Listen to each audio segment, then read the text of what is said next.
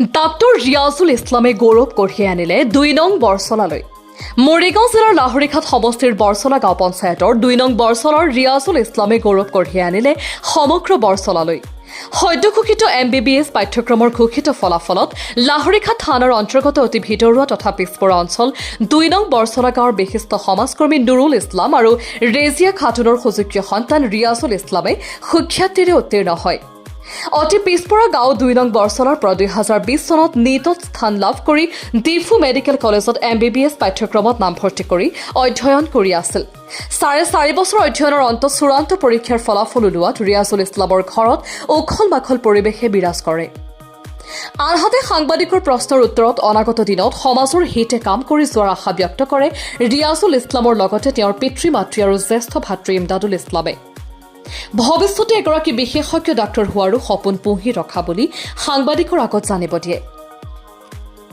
News desk report, Lakhimpur gram TV.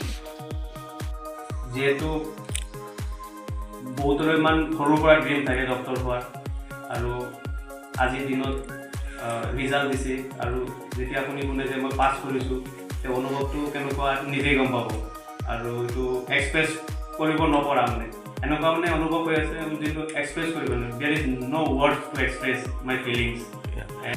It's because my parents, my brothers, they all help throughout this journey, and it's not my success. They also contribute in it, and because of them I am here today.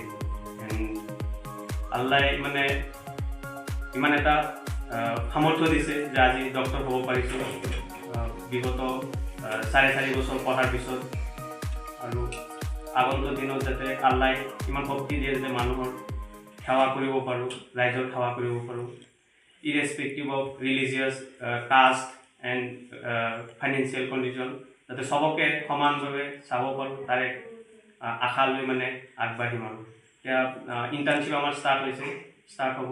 Internship কৰাৰ পিছত rural posting হ'ব।